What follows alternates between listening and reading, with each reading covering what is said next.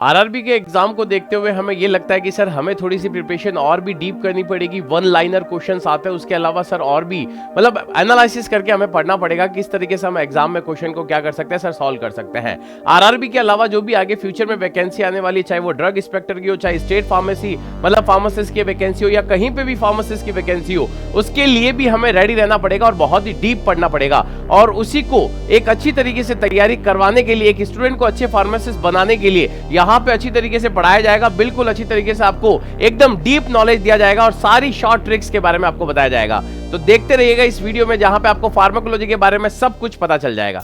Hello everyone, मैं प्रवीण एक बार फिर आपका स्वागत करता हूं सुदर्शन फार्मेसी के एक बेहतरीन चैनल पे, जहां पे आपको फार्मेसी रिगार्डिंग छोटी से बड़ी न्यूज अपडेट मिलती रहती है, नोटिफिकेशन मिलता रहता है। उसके अलावा अगर आपको तैयारी करनी है तो यहां से बहुत अच्छी तरीके से आप क्या कर सकते हो सर, तैयारी कर सकते हो। जैसा कि मैंने पहले भी बता रखा था आपको कि जो हमारे पास आरआरबी का पेपर था बहुत ही ज्यादा मतलब टफ मान सकते हैं या फिर बोल सकते हैं सर अच्छे लेवल का पेपर था। उसके लिए हमें प्रिपरेशन और भी अच्छी तरीके से करनी पड़ेगी और उसी प्रिपरेशन को एक अच्छी तरीके से करवाने के लिए मैंने क्या कर रखा है सर, अच्छी तरीके से शॉर्ट ट्रिक्स करवाने का एक मतलब बोला था सभी स्टूडेंट को कि भाई मैं बहुत जल्द YouTube पे अच्छी अच्छी ट्रिक्स लेके आऊंगा ताकि आप अच्छी तरीके से अपनी पढ़ाई को कंटिन्यू कर सके और बहुत ही डीप लेवल में आप क्या कर सकते हो सर, पढ़ सकते हो।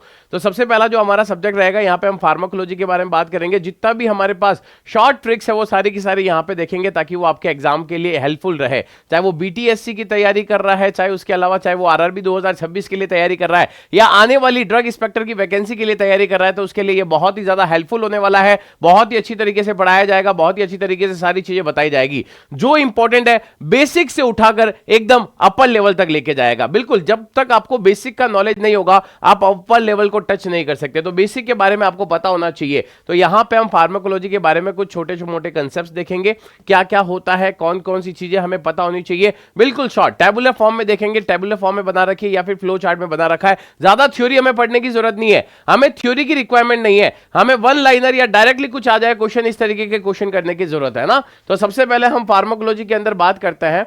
तो उससे पहले मैं आपको बता देता हूं, जो स्टूडेंट इस क्लास का पीडीएफ रिक्वायर्ड है कि हां सर हमें इस क्लास का पीडीएफ चाहिए, तो क्लास खत्म होने के बाद उनको इस क्लास का पीडीएफ मिल जाएगा हमारे टेलीग्राम चैनल सुदर्शन फार्मेसी पे। तो यहां पे इस टेलीग्राम चैनल को ज्वाइन करके रखना ताकि आपको इसकी पीडीएफ मिल जाए एज सुन एज पॉसिबल, बहुत जल्दी अपलोड हो जाएगी। उसके अलावा अगर कोई मुझसे डायरेक्टली बात करना चाहता है तो ये मेरा व्हाट्सएप नंबर है, आप मुझे मैसेज भी कर सकते हो या फिर मुझसे डायरेक्टली कॉन्टैक्ट भी कर सकते हो। जो भी आपको पूछना है आप पूछ सकते हो, ठीक है। उसके अलावा जो स्टूडेंट नए जुड़े हुए हैं तो याद रखिएगा सुदर्शन फार्मेसी के यूट्यूब चैनल को आपको क्या कर देना है, सब्सक्राइब कर देना है, ताकि आपको जितने भी सब्जेक्ट रिलेटेड डाउट्स है वो सारे के सारे यहाँ सॉल्व हो जाएंगे। हर एक सब्जेक्ट को अच्छी तरीके से पढ़ाया जाएगा, डीप नॉलेज दिया जाएगा और सारी की सारी शॉर्ट फॉर्म में और बहुत ही अच्छी टेबुलर फॉर्म में, या फिर कोई भी अगर हमारे पास डायग्रामेटिक प्रेजेंटेशन है तो वो यहाँ पे करवाई जाएगी, ताकि थ्योरी हमें कम पढ़नी पड़े। हमें थोड़ा सा फोकस रखना है तो सर बहुत ही शानदार चीजों पर जहां से क्वेश्चन पूछे जाता है वहां पर हमने फोकस रखने की जरूरत है। तो यहाँ पे सुदर्शन फार्मेसी को आपको क्या करना है सर, एक तरीके से सब्सक्राइब करना है ताकि आपको सारा नॉलेज यहां पे मिल जाए। बहुत अच्छी तरीके से यहां पे स्टडी मटेरियल या फिर सारी चीजें आपको यहां पे मिल जाएगी। नेक्स्ट, सबसे पहले अगर हम बात करें सर फार्माकोलॉजी के अंदर जो हमें इंपॉर्टेंट पढ़ना पड़ता है वो हमें पढ़ना पड़ेगा सर साइंटिस्ट के नेम और उनकी डिस्कवरीज के बारे में पढ़ना पड़ेगा, ठीक है। तो सबसे पहला फादर ऑफ फार्माकोलॉजी किसे बोला जाता है सर, ऑसवर्ल्ड को बोला जाएगा। किसे बोला जाएगा, ऑसवर्ल्ड को बोला जाएगा फादर ऑफ द फार्माकोलॉजी, ये चीज ध्यान रखना। उसके अलावा फादर ऑफ इंडियन फार्माकोलॉजी हम रामनाथ चोपड़ा को बोलते हैं, चोपड़ा कमेटी भी इन्हीं के नाम से बनी, तो ये चीज ध्यान रखना। Indian father of pharmacology Ramnath Chopra. Founded first institute of pharmacology, सबसे पहली फार्माकोलॉजी की इंस्टीट्यूट किसने फाउंड की थी सर, रुडोल्फ नाम है उसका, क्या नाम है, रुडोल्फ बुसिकैम्प, ठीक है। तो ये चीजें आपको ध्यान रखनी पड़ेगी।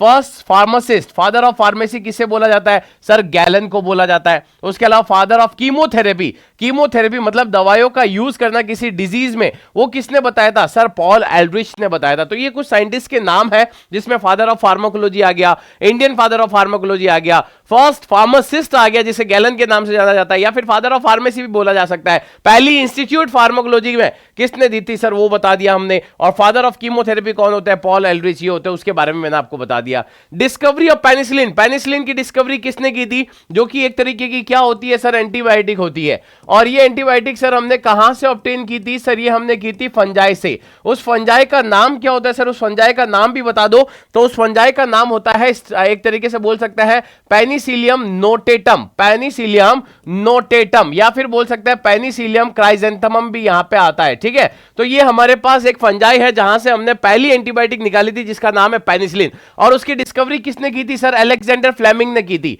अलेक्जेंडर फ्लेमिंग ने उसकी डिस्कवरी की थी, और बाद में इसका यूज हमारे पास जब वर्ल्ड वॉर सेकंड हुआ था उस टाइम पे इसका यूज हुआ था। उन दो साइंटिस्ट को क्या मिला था सर? नोबेल प्राइज भी मिला था, क्योंकि उनको यूज करना आता था, ठीक है। नेक्स्ट, स्ट्रेप्टोमाइसिन दुनिया की सबसे पहली बैक्टीरियल एंटीबायोटिक के नाम से जाना जाता है। बैक्टीरियल एंटीबायोटिक इसी से बनी थी, ठीक है। तो ये इसकी डिस्कवरी किसने की थी सर? इसकी डिस्कवरी की थी सैलमान वॉक्समैन ने, ठीक है। तो इसका भी नाम याद रखना। इंसुलिन की डिस्कवरी किसने की थी सर? बेंटिंग एंड बेस्ट ने इसकी डिस्कवरी की थी। इंसुलिन का काम क्या होता है? हमारी बॉडी में ग्लूकोज का लेवल, ब्लड ग्लूकोज के लेवल को क्या करना सर? कम करने का काम इसी का ही होता है। तो ब्लड ग्लूकोज लेवल को कम करने का काम किसका होगा? इंसुलिन का होगा। उसकी डिस्कवरी बेंटिंग ने की थी। और उसके अलावा एंटी माइक्रोबियल इफेक्ट ऑफ प्रोटनोसिल, प्रोटनोसिल का एंटी माइक्रोबियल इफेक्ट होता है, हम सबको पता है, लेकिन उसकी डिस्कवरी किसने की थी सर? गरहार्ड ने की थी, गरहार्ड डोमेक, ठीक है। इसने इसकी डिस्कवरी की थी कि हां हमारे पास प्रोटनोसिल एक तरीके की एंटी माइक्रोबियल दवा होती है।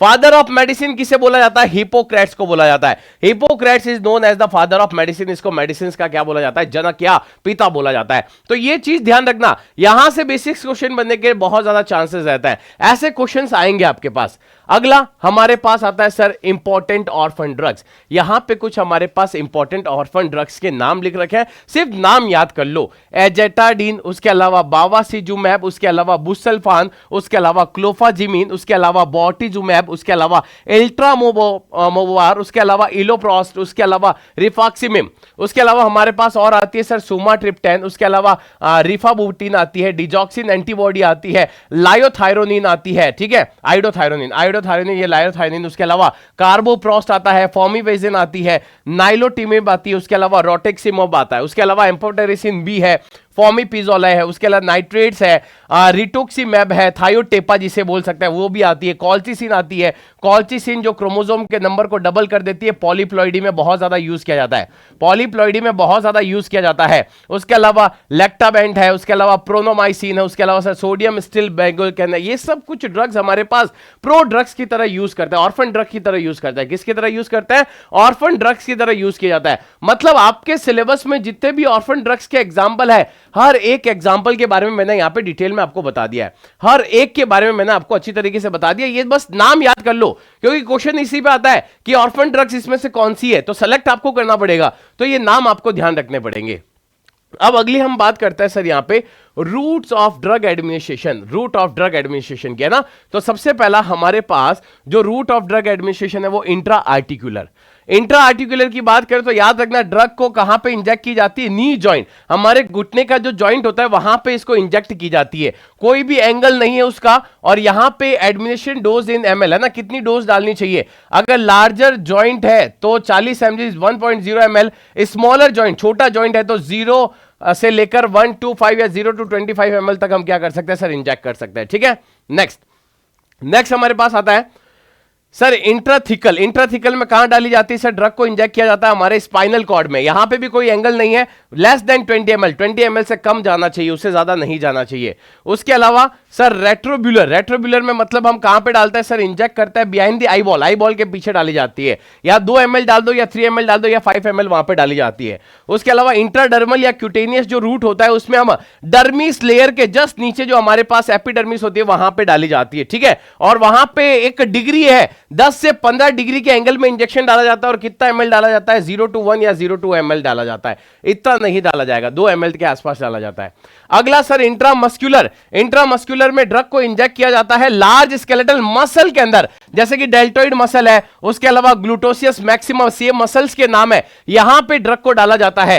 एंगल कितना होता है इंजेक्शन का? 90 डिग्री एंगल में डाला जाएगा, 2 से 4 ml वहां पे डोज डाली जाती है। इंट्रावीनस, नाम से ही पता चल रहा होगा ड्रग कहां पे इंजेक्ट की जाती है? एज अ बोलस डाली जाती है, वेन्स के अंदर डालते हैं। 25 डिग्री एंगल बना के डालना पड़ता है, और 500 ml या उससे भी ज्यादा हम क्या कर सकते हैं? आईवी के थ्रू दे सकते हैं, जैसे कि हम देते भी है, ग्लूकोज देते हैं तो वो 500 ml से ज्यादा होता ही है। सबकुटेनियस में हम ड्रग को कहां डालते हैं? स्किन के अंदर की तरफ छोटी सी नीडल से डाला जाता है, और उसका एंगल क्या होगा सर? 45 डिग्री। 45 डिग्री इंजेक्शन देने का यहां पे एंगल होगा, और 1 to 2 ml वहां पे डाली जाती है। एक आता है transdermal. Constant rate into systematic circulation via sternum corneum, ठीक है। तो यहां पे डर्मिस लेयर के नीचे हमारे पास एक और लेयर है जिसका नाम है स्ट्रेटम कॉर्नियम, ये हमारी एक लेयर का नाम होता है। यहां पे हम क्या करते हैं सर, कुछ पैचेस डाल देते हैं। क्या डाल देते हैं? पैचेस डाल देते हैं, जो कि कैसे शेप के होते हैं सर, नीडल शेप के वो पैचेस होते हैं। वो धीरे धीरे ड्रग को क्या करते हैं, रिलीज करते रहता है। तो हम इसको एक तरीके से कंट्रोल ड्रग रिलीज के अंदर ले सकते हैं। तो इस तरीके से हमारे पास अलग अलग क्या है sir, route of drug administration है। अब यहां देखिए इंट्रा आर्टेरियल, नाम से ही पता चल रहा होगा कि ड्रग को कहां पे डालना है, आर्टरी के अंदर डालना है, डोज और ये सब है नहीं। टॉपिकल एडमिनिस्ट्रेशन की बात करें तो ड्रग को हमें कहां रखना है, या तो रेक्टम में, या फिर क्या बोल सकते हैं सर, या तो रेक्टम में रख लो या वेजाइना में रख लो, है ना। इस तरीके से हम बोल सकते हैं टॉपिकल एडमिनिस्ट्रेशन है, या तो रेक्टम में रख लो या वेजाइना में, सपोजिटरी ये सब कुछ रखे ही जाते हैं। इंट्रानेजल, नाक से पता चल रहा है, इसके नाम से ही पता चल रहा है कि ड्रग को हम रेक्टम में या फिर सपोजिटरी या फिर बोल सकते हैं नेजल है, तो एक तरीके से हम बोल सकते हैं नोजल रूट से ले सकते हैं। यहां पे नोजल रूट आ जाएगा ना, नेजल रूट आ जाएगा, ठीक है, नेजल रूट आ जाएगा, ये नहीं आएगा, नेजल रूट आएगा। उसके अलावा रेक्टल रूट से पता चल रहा होगा कि रेक्टम में डालना है। बकल और सबलिंगुअल से पता चल रहा होगा कि सर टंग के नीचे प्लेस करना होता है, जिसमें सबसे फेमस एग्जांपल आता है नाइट्रोग्लिसरीन का। नाइट्रोग्लिसरीन का सबसे फेमस एग्जांपल आता है, जिसको हम क्या करते हैं सर, बकल कैविटी के नीचे रख दिया जाता है। जब बहुत ज्यादा चेस्ट दर्द करती है तो डॉक्टर बोलता है ये दवाई ले लो, जब भी दर्द करे जिप के नीचे रख देना, ठीक हो जाएगा, है ना। तो ये चीज आती है। ये कुछ हमारे पास important route of drug administration है जो आपको पता होनी चाहिए। इसी पे ही आपसे क्वेश्चन पूछे जाते हैं। अगला, drugs highly binding to the plasma protein. कौन कौन सी ड्रग्स हैं जो हाईली बाइंड हो जाती है, किसके साथ सर, प्लाज्मा प्रोटीन के साथ बाइंड हो जाती है। इसमें सबसे पहला हमारे पास एल्बुमिन के साथ कौन कौन बाइंड होता है, तो यहां देखिए एक तरीके से बात कर सकते हैं, बारबिचूरेट्स यहां पे आएगा, बेंजोडाइजेपिन्स यहां पे ड्रग्स आती है, एनएसआईडीज यहां पे आएगी, वेल्प्रोइक एसिड्स आएगी, उसके अलावा हमारे पास फिनाइटोइन आएगी, है ना। और उसके अलावा सर अल्फा 1 ग्लाइकोप्रोटीन्स के साथ बाइंड होने वाली बीटा ब्लॉकर्स होती है, बुपिविकेन होती है, लिडोकेन होती है, डाइसल्फाइराइडन होती है, एमिप्रामिन होती है। ये कुछ ड्रग्स के नाम आपको याद रखना पड़ेगा। एल्बुमिन बाइंडिंग भी बता दी, और उसके अलावा सर अल्फा 1 ग्लाइकोप्रोटीन, है ना, एल्बुमिन बाइंडिंग, ये इस तरीके से। अगला हमारे पास देखो पेनिसिलिन है, सल्फोनामाइड्स है, टेट्रासाइक्लिन्स है, टालब्यूटालाइन है, वार्फरिन है, ठीक है। और अल्फा ग्लाइकोप्रोटीन वाली हमारे पास मिथाडोन हो गया, प्राजोसिन हो गया, क्विनिडीन हो गया, वेरापेमिल हो गया। ये कुछ ड्रग्स के नाम याद रखना जो प्लाज्मा प्रोटीन के साथ क्या करती है सर, बाइंड होती है, ठीक है। अगला हमारे पास आती है sir phase 1 reaction, non synthetic reaction जिसे बोला जाता है। फेज 1 रिएक्शन को हम क्या बोलते हैं सर, नॉन सिंथेटिक रिएक्शन भी उसे बोला जाता है। तो यहां पे सबसे पहली रिएक्शन जो आती है सर, वो ऑक्सीडेशन आती है। तो addition of oxygen and removal of hydrogen, इसी को क्या बोला जाता है सर, ऑक्सीडेशन रिएक्शन बोला जाता है। यहां पे हमारे पास कौन कौन सी ड्रग ऐसा करता है, फिनाइटोइन हो गया, फिनोबार्बिटोन हो गया, और प्रोपेनोलोल हो गई। ये कुछ हमारे पास ड्रग्स का एग्जांपल है जो ऑक्सीडेशन रिएक्शन परफॉर्म करती है। एक आती है सर रिडक्शन रिएक्शन, जिसमें रिमूवल होता है ऑक्सीजन का और एडिशन होता है सर हाइड्रोजन का। हाइड्रोजन का जुड़ना, ऑक्सीजन का हटना, एक तरीके की कौन सी रिएक्शन है सर, रिडक्शन रिएक्शन है। और इसमें जो ड्रग्स आती है हमारे पास आती है क्लोरेमफेनिकॉल, मिथाडोन, क्लोरेल हाइड्रेट और वार्फरिन। ये सारी की सारी ड्रग्स कौन सी रिएक्शन को परफॉर्म करती है, रिडक्शन रिएक्शन करती है। एक आता है सर हाइड्रोलिसिस, बहुत ही फेमस है हाइड्रोलिसिस के ऊपर, तो याद रखना breakdown of the compound by addition of the water is called as hydrolysis.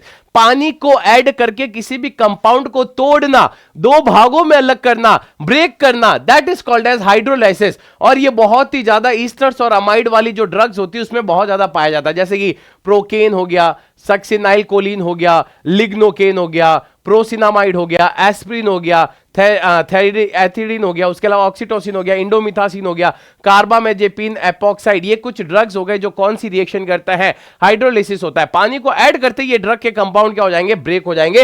Hydrolysis reaction यहां पे होती है। एक रिएक्शन और है जिसका नाम है cyclisation, conversion of a straight chain compound into the ring structure. मतलब हमारे पास एक स्ट्रेट चेन रिंग थी बेटा, एक स्ट्रेट चेन स्ट्रक्चर था, अब उसको हमने क्या कर दिया सर, रिंग में कन्वर्ट कर दिया। इस रिएक्शन को हम क्या बोलते हैं सर, साइक्लाइजेशन बोला जाता है। और ऐसा कौन करता है सर, प्रोग्निल करता है। उसके अलावा decyclization, breaking up the ring structure of the drug, है ना, जो रिंग की स्ट्रक्चर में ड्रग होती है उसको स्ट्रेट में कन्वर्ट करना, स्ट्रेट को रिंग में कन्वर्ट करना साइक्लाइजेशन, और जो हमारे पास रिंग में है उसको स्ट्रेट में कन्वर्ट करना, दैट इज कॉल्ड एज डीसाइक्लाइजेशन। तो साइक्लाइजेशन कौन करता है, प्रोग्विनिल, और जो डीसाइक्लाइजेशन कौन करता है सर, फिनोबार्बिटोन और फिनाइटोन ऐसी ड्रग होती है जो ऐसी रिएक्शंस करती है। अगला हमारे पास जो टॉपिक है सर यहां पे है फेज सेकंड रिएक्शन कौन कौन सी होती है, उन्हें हम सिंथेटिक रिएक्शन बोलते हैं। अभी तक तो हमने पढ़ी थी नॉन सिंथेटिक रिएक्शन, अब क्या पढ़ेंगे सर, सिंथेटिक रिएक्शन पढ़ेंगे, जिसमें सबसे पहले हमारे पास आती है कंजुगेशन रिएक्शन।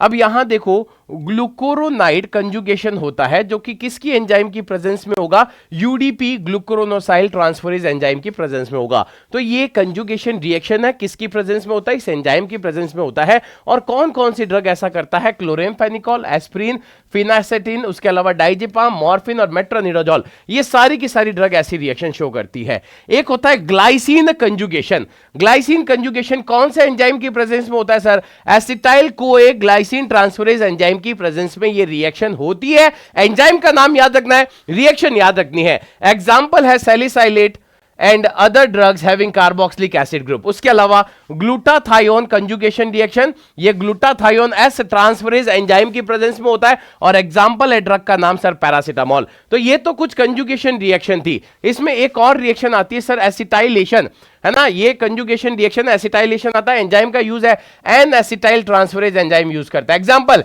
सल्फोनामाइड, आइसोनियाजिड, पास, उसके अलावा हाइड्रालाजीन, उसके अलावा प्रोसिनामाइड, डेप्सोन, हाइड्रालाजीन, ये सब ड्रग क्या करती है सर, इस तरीके की रिएक्शन शो करती है।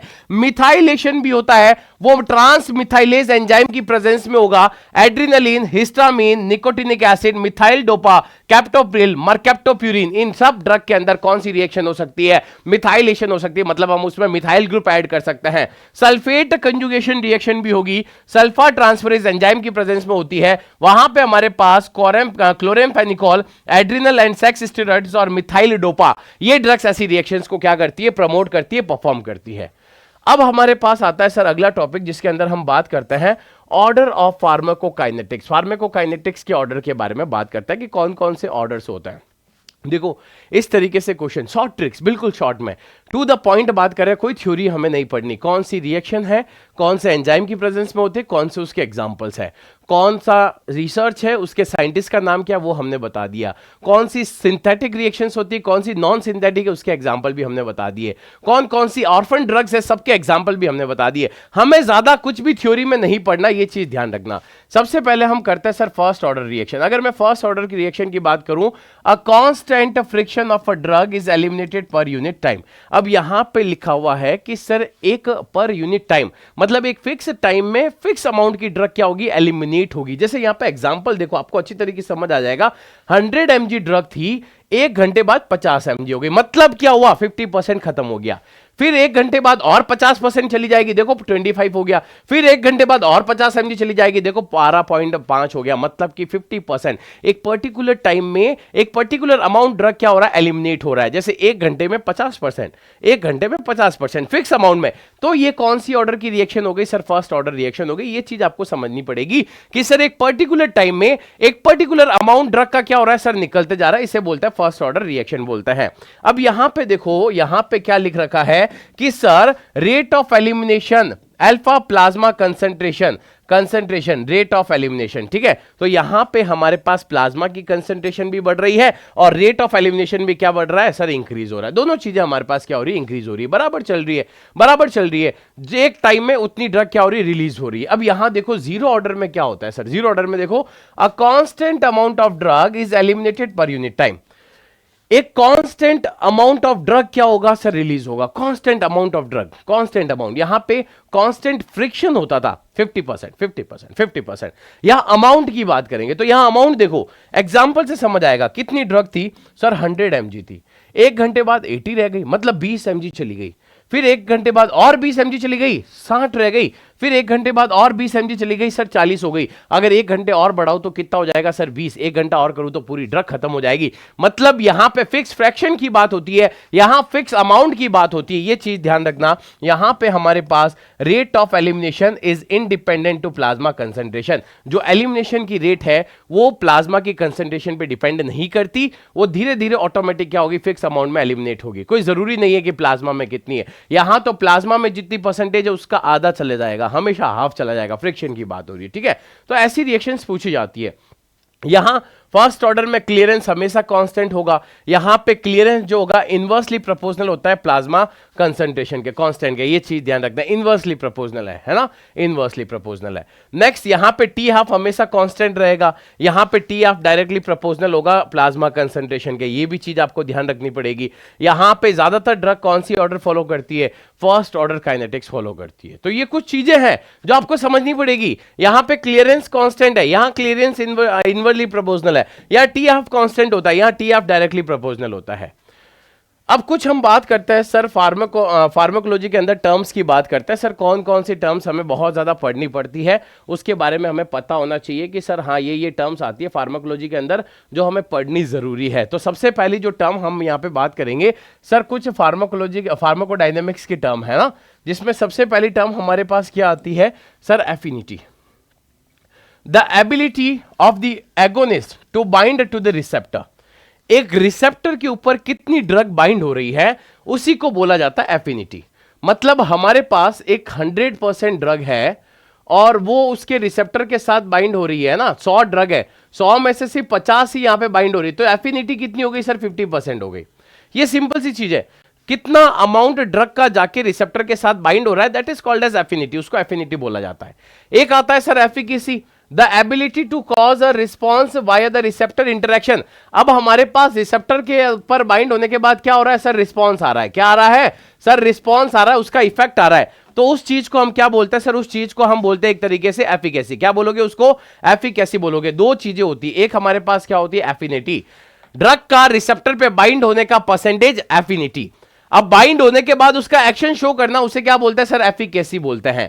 एक आता है सर एगोनिस्ट, क्या आता है सर, एगोनिस्ट। एगोनिस्ट का मतलब क्या होता है, affinity and maximal intrinsic activity, मतलब कि एफिनिटी बाइंड हुई रिसेप्टर के साथ और मैक्सिमम अपना इफेक्ट दिखाया, तब उसे बोलता है एगोनिस्ट। भाई मैंने सर दर्द की दवा ली है, वो दवा जाएगी अपने रिसेप्टर के साथ बाइंड होगी, कितना परसेंट बाइंड हुई, एफिनिटी, जाके उसने अपना एक्शन शो किया, उसे क्या बोलोगे, एफिकेसी। अब उसके बाद आता है सर एगोनिस्ट, मैक्सिमम इफेक्ट अपना शो कर चुकी, उसे बोलते हैं एगोनिस्ट। एंटागोनिस्ट क्या होता है sir, have affinity, can bind to a receptor but no efficacy, मतलब उसमें ड्रग जाके बाइंड तो होता है रिसेप्टर के साथ लेकिन कोई इफेक्ट नहीं दिखाता, एफिनिटी तो है, एफिकेसी नहीं है, इसे बोला जाता है एंटागोनिस्ट। इसे क्या बोलोगे, एंटागोनिस्ट। ये चीज भी ध्यान रखना, चार चीजें मैंने आपको अच्छी तरीके से बता दी। एक होता है inverse agonist, drug bind to the receptor produce opposite activity. भाई मैंने सर दर्द के लिए दवा ली, सारी चीजें वापस समझना, सर दर्द हुआ, मैंने दवा ली, दवा बॉडी के अंदर गई, जाके रिसेप्टर पे बाइंड हुई, एफिनिटी, अपना एक्शन शो किया, एफिकेसी, उसने बहुत ही ज्यादा मैक्सिमम इफेक्ट शो कर दिया, दवा ठीक कर रही है मुझे, तो ये एगोनिस्ट। अगर दवा जाकर बाइंड हो रही है लेकिन कोई भी एक्शन शो नहीं कर रही, मतलब एंटागोनिस्ट। अब वो गई दवा, बाइंड भी हुई, अपना एक्शन भी शो किया लेकिन एक्शन उल्टा शो कर दिया, तब उसे बोलोगे रिवर्स एगोनिस्ट। एक होता है partial agonist, have affinity to produce sub maximal effect but antagonize the action of the full agonist. Clear. तो यहां पे कुछ ड्रग ऐसी होती है जो जाके बाइंड होती है, अपना इफेक्ट दिखाने की ट्राई करती है पर वो इफेक्ट दिखा नहीं पाती, वो अपना इफेक्ट थोड़ा सा क्या हो जाता है सर, उसका कम हो जाता है, तब उसे बोलते हैं पार्शियल एगोनिस्ट बोला जाता है। उसके अलावा एक आता है chemical antagonism, direct chemical interaction between the agonist and the antagonist prevent agonist binding to the receptor. यहां पे क्या होगा सर, लड़ाई होगी।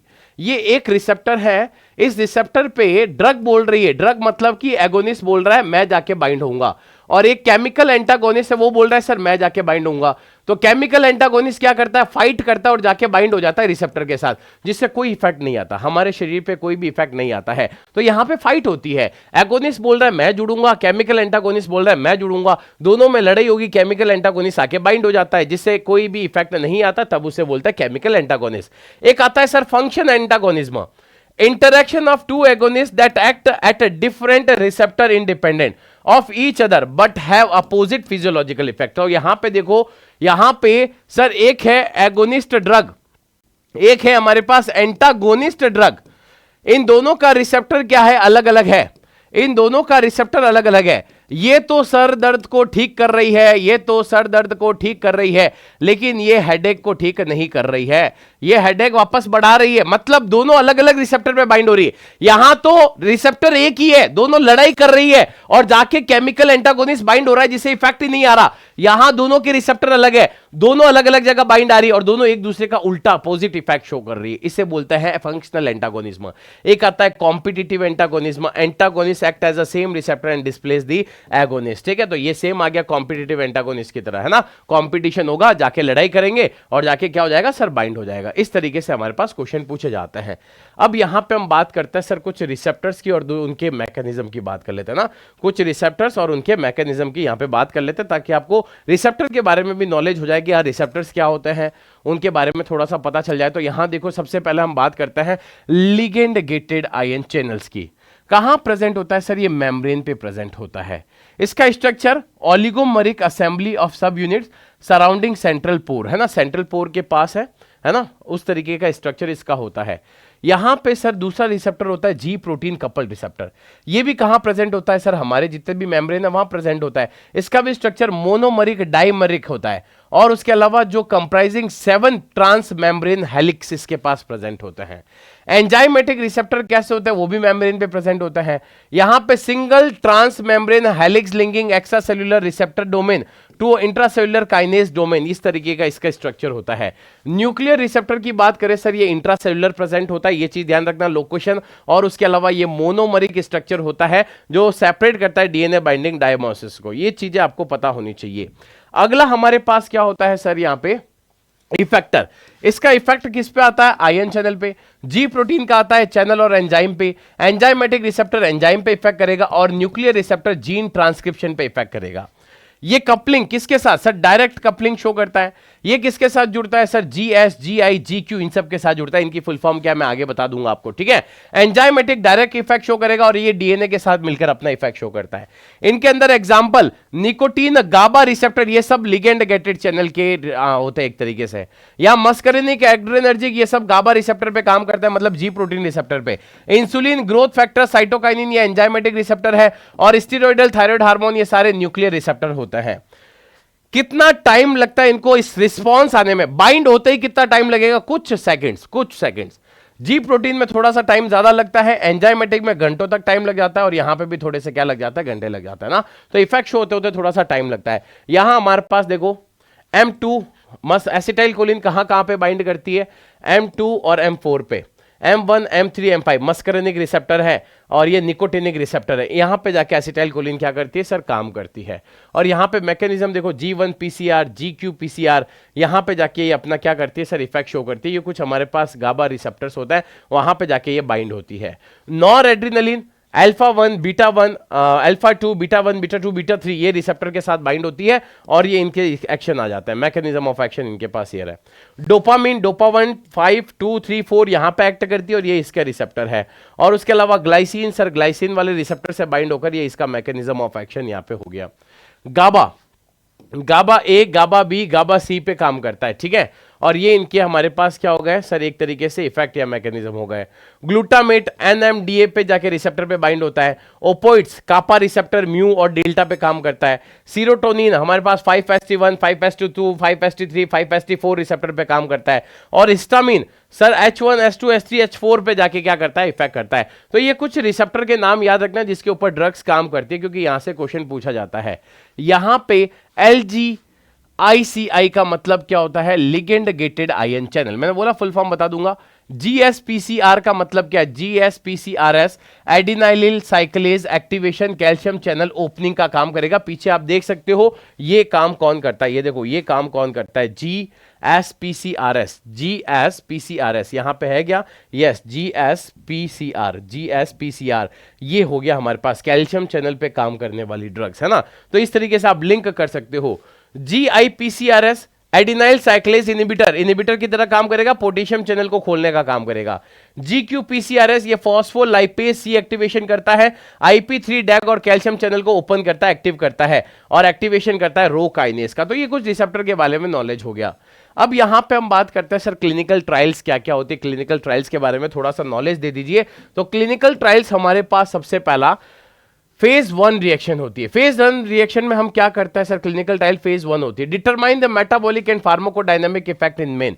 ह्यूमंस के अंदर हम क्या करते हैं सर, उसकी एक्टिविटी चेक करते हैं, कौन कौन सा इफेक्ट आता है, कैसा इफेक्ट आता है, क्या उसका कोई बुरा इफेक्ट नहीं आ रहा, ये सब हमें चेक करना पड़ता है फेज वन रिएक्शन में। उसके अलावा हम उसमें कौन कौन से फैक्टर चेक करते हैं, हम उसकी सेफ्टी चेक करते हैं, क्या वो ह्यूमन के लिए सही है या नहीं। कोई दवा नहीं बनी है तो फेज वन में पहले ह्यूमन पे चेक करो, उसकी सेफ्टी चेक करो। Population, healthy volunteer sometimes patient है ना, कभी कभी हम क्या करते हैं हेल्दी पेशेंट्स को लेते हैं, हेल्दी पेशेंट को लेते हैं, फिर उसके बाद हम क्या करते हैं उसके अंदर इसको चेक करते हैं। सैंपल साइज हमेशा 20 से 100 रखते हैं, मतलब हम यहाँ पे सैंपल कितने लेते हैं, 20 से 100 यूनिट यहाँ सैंपल ली जाती है। तो ये कुछ हमारे पास फेज वन का डाटा हो गया। फेज टू में क्या किया जाता है, अगर वो पास हो गई है ड्रग तो फेज टू में हम करते हैं establishment of therapeutic efficacy and dose range. अब यहां पे हम डोज पता लगाएंगे कि सर इतनी डोज में देनी है। आप सुनते होंगे ना कि सर पैरासीटामोल 600 mg में भी आती है, 650 में भी आती है, 1000 क्यों नहीं आती, क्यों, क्योंकि हमने फेज वन में चेक कर लिया है कि 1000 दोगे तो कुछ खराबी हो जाएगी, तो इसलिए हम उसकी डोज यहां पे फिक्स कर लेते हैं। कौन सा फैक्टर हम यहां पे पता लगाते हैं सर, हम उसकी एफिकेसी पता लगाते हैं कि कौन से डोज पे कितना इफेक्ट शो कर लेगा। एफिकेसी का मतलब यही होता है कि कितना उसका इफेक्ट आ जाएगा, वो पता लगा लेते हैं। पॉपुलेशन, यहां पे भी हम इंडिविजुअल विद टारगेट डिजीज, ऐसे लोगों को सेलेक्ट किया जाता है जो बीमार है एक्चुअल में, उनको वो दवा देके ठीक किया जाता है, उनको वो दवा दी जाती है, पता लगाया जाता है क्या ये ठीक हो रहा है या नहीं हो रहा है। सैंपल साइज यहां पे थोड़ी सी बढ़ा ली जाती है, 100 से 300 लोगों के ऊपर किया जाता है। अगला हमारे पास आ जाती है सर फेज थर्ड रिएक्शन। इसके अंदर अगर कोई दवा फेज फर्स्ट पार कर चुकी है, फेज सेकंड भी पार कर चुकी है, दवाई बहुत अच्छी तरीके से इफेक्ट शो कर रही है, तो अब फेज थर्ड आएगा जहां पे safety, tolerability and possible drug interaction are assessed on a wider scale, है ना। एक बड़ी स्केल पे हम क्या करते हैं, उस ड्रग की क्या क्या सेफ्टी हो सकती है उसको मेजर किया जाता है, वो किसी और ड्रग के साथ इंटरेक्ट तो नहीं कर रही, ये चीज चेक की जाती है, ये सब कुछ यहां पे देखा जाता है। यहां पे ड्रग की एफिकेसी मतलब उसका यूज और साथ में उसकी सेफ्टी एक बार और चेक की जाती है। यहां पे जो पेशेंट्स होंगे या पॉपुलेशन जो होगी वो हम लेंगे ऐसे जो बीमार है, और उसके अलावा जिनमें एक तरीके से बुढ़े लोग ज्यादा है, प्रेग्नेंट वुमेन जो वो है उनको हम ज्यादा यहां पे प्रीफर करते हैं। यहां पे सैंपल साइज थोड़ी सी बड़ी होगी, 100 to 1000 के आसपास लिया जाता है। लास्ट में आती है हमारे पास फेज फोर्थ, वहां पे हम मॉनिटर करते हैं ongoing safety in the large population. Market के अंदर उसको डाल देंगे और एक पर्टिकुलर पॉपुलेशन को देंगे कि चेक करो क्या ये सही है या नहीं है। हम पॉपुलेशन पे चेक करता है जिससे हमें बिल्कुल पता चलता है कि वो एफिकेसी सेफ्टी है या नहीं, लार्ज पॉपुलेशन में ये पता चल जाता है। यहां पे टारगेट डिजीज वालों को ही दिया जाता है और सभी एज ग्रुप को, जेंडर्स को, सबको दिया जाता है। और यहां पे सैंपल साइज बहुत बड़ी है, तो बोला था 1000 से भी ऊपर हो सकता है। अगर वो फिर भी सही नहीं निकलती तो उसको वापस मार्केट से रिकॉल कर दिया जाता है। तो 4 फेजेस में हम क्या करते हैं, क्लिनिकल ट्रायल्स करता है। पहले तो हम सिंपल सा ह्यूमंस के ऊपर करता है जो बिल्कुल ठीक है, हेल्दी है, वॉलंटियर अपनी मर्जी से आए हैं, सैंपल साइज छोटी ली। सेकंड हमने क्या किया सर, उसका एफिकेसी चेक करने के लिए हमने कुछ टारगेट लोगों को सेलेक्ट किया जिनको वो बीमारी थी, वहां पे हमने चेक किया, सैंपल साइज थोड़ी सी बड़ी थी। थर्ड फेज में हमने उसकी डोज निकाल दी, उसका सेफ्टी चेक कर लिया, वहां पे हमने जीरियाट्रिक बुढ़े लोगों पे ऊपर बहुत ज्यादा ट्राई किया और थोड़ा सा सैंपल साइज बढ़ा था। और फोर्थ में तो हमने पूरी एक बड़ी पॉपुलेशन को दे दिया, भाई आप चेक करो, उन बीमारियों को ठीक करने की ट्राई करो उस दवाई को देकर, और उसका रिजल्ट क्या है वो हमें बता दो, और वो थोड़ी सी साइज और भी ज्यादा क्या होगी सर, बड़ी होगी। जैसे ही फोर्थ फेज कंप्लीट हो जाती है मतलब आपका क्लिनिकल ट्रायल क्या होगा सर, कंप्लीट हो गया। अब यहां पे कुछ एंजाइम और उसके नॉन कॉम्पिटिटिव इनिबिटर्स है ना, हमारे पास कुछ एंजाइम्स के नाम बता देते हैं आपको, और उसके साथ हम क्या बता देते हैं, कौन कौन सी ड्रग है जो नॉन कॉम्पिटिटिव इनिबिटर की तरह वहां पे क्या करती है सर, काम करती है। तो सबसे पहला एग्जांपल ऑफ ड्रग हमारे पास एसिटाजोलामाइड, कौन से एंजाइम के ऊपर एक्ट करती है, कार्बोनिक एनहाइड्रेस। एस्प्रिन, इंडोमिथासिन, ये साइक्लोऑक्सीजिनेस के ऊपर काम करती है। डाइसल्फराम, वो एल्डिहाइड डिहाइड्रोजिनेस के ऊपर। नियालामाइड, वो आपका मोनोएमीन ऑक्सीडेज के ऊपर। डाइजॉक्सिन, सोडियम पोटेशियम एटीपीएस के ऊपर नॉन कॉम्पिटिटिव इनिबिटर की तरह काम करेगा। थियोफाइलिन, फॉस्फोडाइस्ट्रेस के ऊपर, और उसके अलावा प्रोपाइल थायरोयूरासिल, ये पर ऑक्सीडेज इन थायराइड, और उसके अलावा omeprazole hydrogen potassium ATPase pump के ऊपर क्या करता है सर, एक तरीके से नॉन कॉम्पिटिटिव की तरह काम करता है। अब नेक्स्ट हमारे पास आता है सर कुछ ऐसे एंजाइम्स जो एडिटिव की तरह काम कर रहा है। कैसे काम कर रहा है, एडिटिव। ये तो नॉन कॉम्पिटिटिव इनिबिटर्स थे, अब एडिटिव की तरह, जैसे कि एस्प्रिन और पैरासीटामोल जो कि क्वेश्चन आया था, वो एनाल्जेसिक और एंटीपायरेटिक की तरह यूज आता है। नाइट्रस ऑक्साइड और ईथर जो होता है वो जनरल एनेस्थीसिया की तरह हम यूज करते हैं। एफेड्रिन और थियोफाइलिन का कॉम्बिनेशन हम ब्रोंकोडाइलेटर, जो ब्रोंक्यूल्स होती है उनकी डायलेशन में हम इसको मदद करते हैं। सल्फा डायजीन और उसके अलावा सल्फा मेट्राजिन, इसको हम एंटीबैक्टीरियल की तरह, उसमें एक और आ गई सल्फा मिथोजाइम, मतलब ये सल्फा ड्रग्स हो गई, एंटीबैक्टीरियल की तरह यूज करता है। एक आता है सुप्रा एडिटिव। सुप्रा एडिटिव का मतलब क्या होता है sir? Effect of drug A plus effect of drug B, मतलब effect of drug A B, effect of drug A plus effect of drug B, इनसे ज्यादा होगा, मतलब कॉम्बिनेशन यहां पे और भी दिया जाता है। ठीक है, मतलब कॉम्बिनेशन की हम बात करते हैं। तो यहां देखो एसिटाइल कोलिन और फाइसोस्टिग्मेन, ये दोनों साथ में दी जाती है, तो ये ब्रेकडाउन या इनिबिशन में हेल्प करते हैं। उसके अलावा लीवोडोपा और कार्बिडोपा का यूज हम करते हैं पेरिफेरल मेटाबॉलिज्म के अंदर, उसको इनिबिट करने में। एड्रिनलिन, कोकेन और डेसिप्रामिन, उसका यूज करते हैं न्यूरोनल अपटेक को इनिबिट करने में। एक आता है हमारे पास सुप्रा एडिटिव में और एग्जांपल्स है, जैसे सल्फोनामाइड और इसका यूज किया जाता है सीक्वेंशियल ब्लॉकेज में।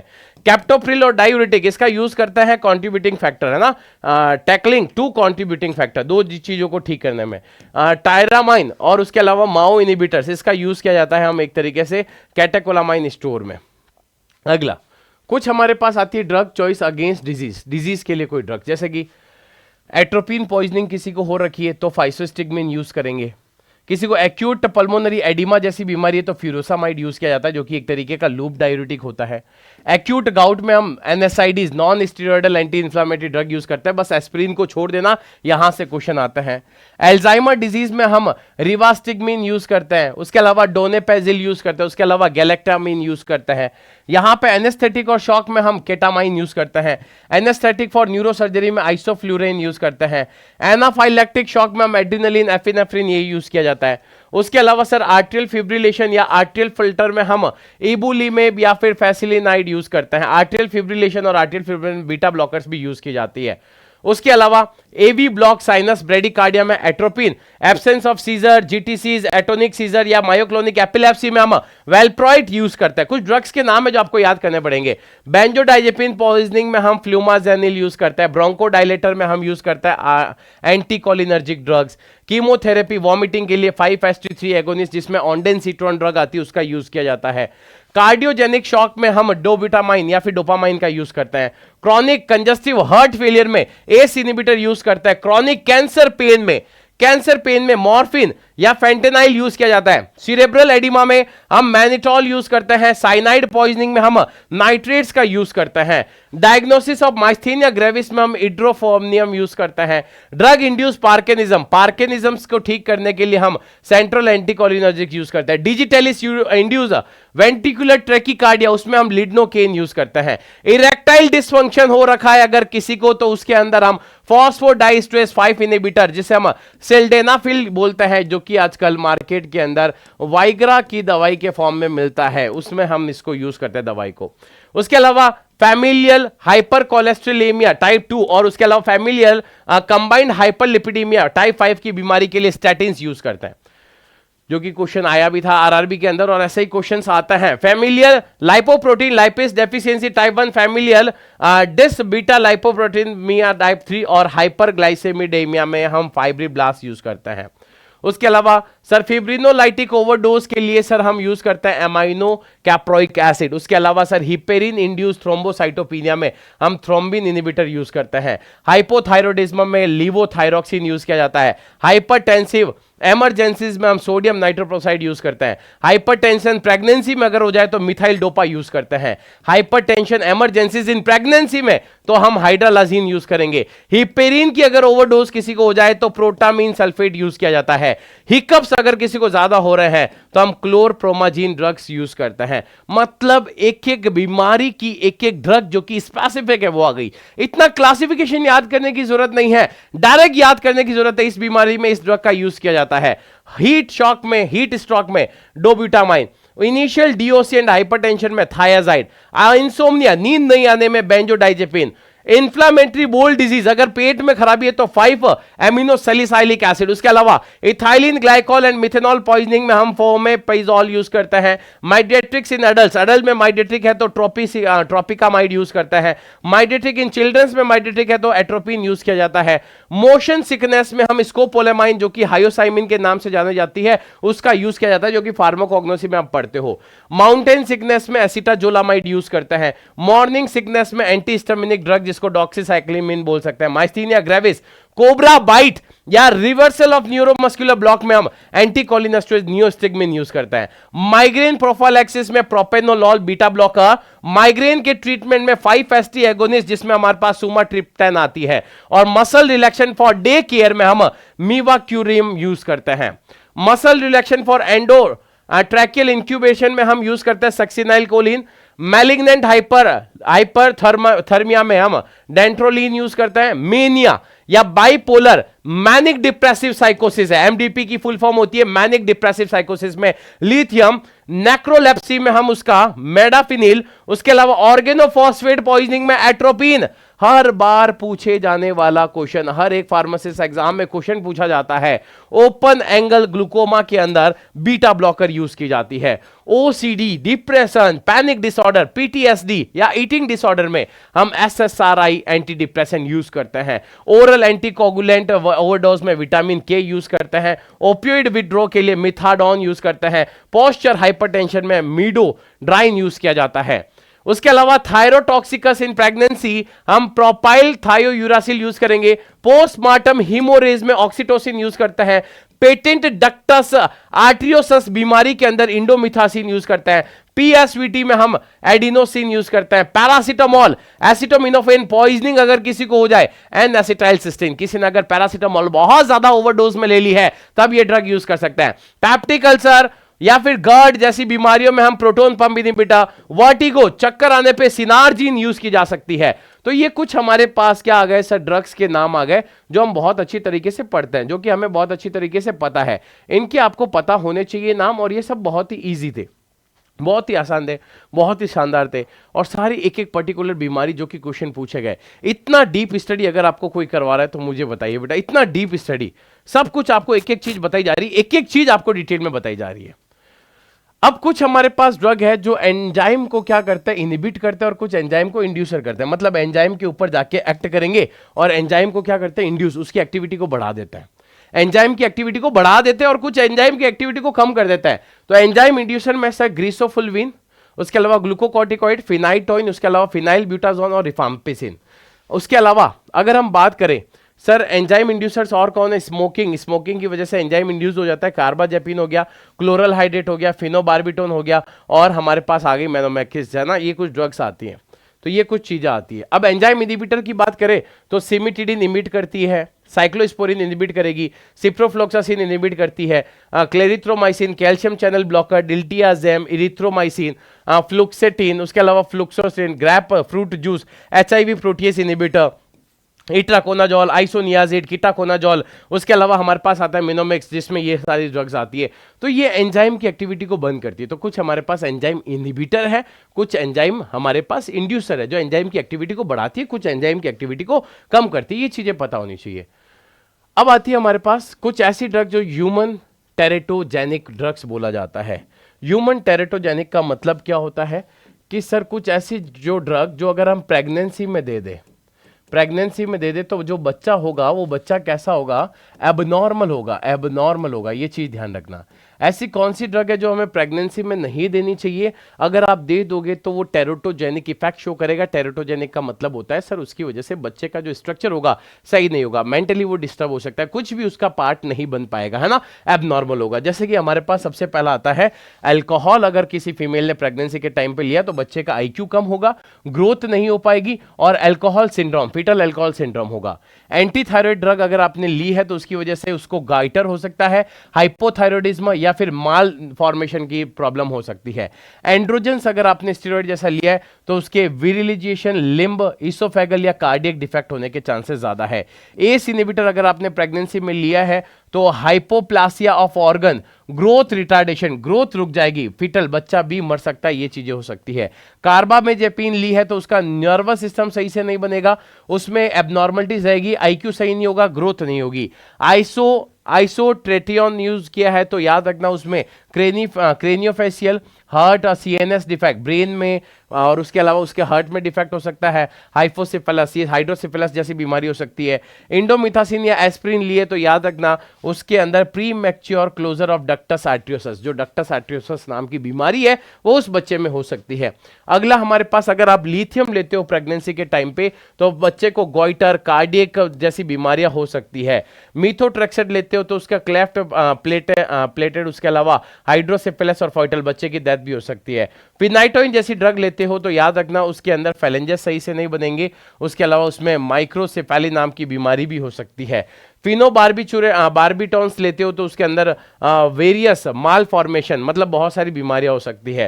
प्रोजेस्टिन्स अगर आप लेते हो तो उसकी वजह से उसके अंदर फीमेल फिटस के अंदर क्या होगा, वेरिलाइजेशन हो जाएगा, ठीक है। और अगर स्टिल बिस्टिल रॉल देते हो तो इसकी वजह से वेजाइनल कार्सिनोमा, मतलब वेजाइना में क्या हो सकता है, कैंसर जैसी बीमारी हो सकती है। उसके अलावा टेट्रासाइक्लिन यूज करते हो तो discoloured and deformed of teeth सही तरीके से नहीं बनेंगे और बोन्स की ग्रोथ भी सही तरीके से नहीं होगी।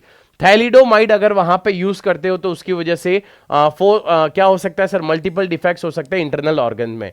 उसके अलावा सर आप वेल्प्रोएट सोडियम यूज करते हो तो स्पाइना बेफिडा नाम की एक बीमारी उससे हो सकती है, न्यूरल ट्यूब सही से नहीं बनेगी, हार्ट सही से नहीं बनेगा और लिम्ब, हाथ पैर सही से नहीं बनेंगे। वार्फरिन अगर फीमेल लेती है तो डिप्रेस्ड नोज सही से नहीं बनेगी, आईज और हैंड में डिफेक्ट्स रहेंगे और ग्रोथ रिटार्डेशन, ग्रोथ भी उसकी सही से नहीं होगी। मतलब प्रेगनेंसी के टाइम पे कौन कौन सी ड्रग हमें नहीं लेनी चाहिए उसकी भी लिस्ट मैंने आपको अलग से प्रोवाइड करवा दी है और क्या क्या एबनॉर्मलिटीज होती है वो भी मैंने बता दी। अब हमारे पास जो टॉपिक बचता है सर एंटीडोट्स और उनके पॉइजन्स है ना, पॉइजन्स में कौन कौन सा एंटीडोट यूज करता है। अगर एसिटामिनोफेन की पॉइजनिंग है तो एन एसिटाइल सिस्टीन यूज कर लो, एस्प्रिन की पॉइजनिंग है तो सोडियम बाइकार्बोनेट, एंटीकोगुलेंट की पॉइजनिंग है तो विटामिन के का इंजेक्शन, एट्रोपिन की पॉइजनिंग है तो फाइसोस्टिगमेन, आर्सेनिक की पॉइजनिंग है तो ईडीटीए यूज करो, बेंजोडाइजेपिन्स की पॉइजनिंग है तो आप फ्लूमाजेनिल यूज करो, बीटा ब्लॉकर की पॉइजनिंग है तो ग्लूकागोन और कैल्शियम यूज करो, साइनाइड की पॉइजनिंग है तो हाइड्रोक्सी कोबालेमिन, एमाइल नाइट्रेट और सोडियम थायोसल्फेट यूज करना है। कैल्शियम चैनल ब्लॉकर की पॉइजनिंग हो गई है तो कैल्शियम यूज करो। कार्बन मोनोऑक्साइड की पॉइजनिंग है तो हाइपरबैरिक ऑक्सीजन यूज करो। कार्बोमेट्स की पॉइजन हो चुकी है तो एट्रोपिन यूज करो। उसके अलावा कॉपर की पॉइजनिंग है तो डी पेनिसिलामाइन, इर्गोट एल्केलॉइड की पॉइजनिंग हो रखी है तो नाइट्रोप्रोसाइड, इथाइलिन ग्लाइकोल की पॉइजनिंग हो रखी है तो फॉर्मिपिजोल, आइसोनियाजिड की पॉइजन हो चुकी है तो क्या यूज करोगे, पायरिडॉक्सिन, आयरन की पॉइजनिंग हो रखी है तो आप यूज करोगे डेसफेरोक्सामिन या फिर डेफिप्रायोप्रोन, है ना। हाइड्रोजन सल्फाइड की पॉइजनिंग हो रखी है तो एमाइल नाइट्रेट, हाइपेरिन की पॉइजनिंग हो रखी है तो प्रोटामीन सल्फेट, हैवी मेटल की पॉइजनिंग है तो डेमिक्राप्रोल, लिथियम की पॉइजनिंग है तो सर हीमोडायलिसिस, लेड की पॉइजनिंग हो रखी है तो हम यहां पे यूज कर सकते हैं डीएमएसए जिसकी फुल फॉर्म होती है डाइमरकेप्टोसक्सिनिक एसिड। मिथेनॉल की अगर एक तरीके से हो रखी है पॉइजनिंग तो इथेनॉल और फॉर्मिपिजोल यूज कर सकते हैं। मिथेमो ग्लोबेनेमिया नाम की पॉइजनिंग है तो हाई डोज ऑक्सीजन और मिथाइलिन ब्लू यूज करता है। मरकरी की पॉइजनिंग है तो यूनिथायोल यूज किया जाता है। ओपियोइड्स की पॉइजनिंग हो रखी है तो नैलोक्सोन या फिर नैल्ट्रेक्सोन यूज करते हैं। ऑर्गेनोफॉस्फेट में हम एट्रोपिन यूज करते हैं, बहुत बार पूछा गया है। सैलिसाइलेट की पॉइजनिंग हो रखी है तो एल्कालाइन डायरेटिक्स और सोडियम बाइकार्बोनेट। थियोफाइलिन या कैफीन की पॉइजनिंग ज्यादा हो गई तो multi dose activated charcoal use करो। यूरेनियम और प्लूटोनियम की पॉइजनिंग हो रखी है तो डाइइथाइल एनाट्राइमीन पेंटा एसिटिक एसिड जिसे डीटीपीए के नाम से भी जानते हैं उसको हम यूज कर सकते हैं। तो ये कुछ हमारे पास ड्रग आ गई और उनकी पॉइजनिंग की वजह से हम कौन कौन सी चीजें यूज कर सकते हैं वो मैंने आपको बता दिया। तो इस तरीके से शॉर्ट ट्रिक में मैंने अभी तक आपको एक बहुत ही छोटा डाटा दिया है, ज्यादा डाटा नहीं दिया है, सारी चीजें मैंने आपको डिटेल में बता दी। ऐसी क्लास और आती रहेगी, कंटिन्यू रहेगी, बस आपके कमेंट के ऊपर डिपेंड करेगा। कमेंट में लिखना पड़ेगा yes sir we required that kind of lecture, हमें ऐसा लेक्चर रिक्वायर्ड है।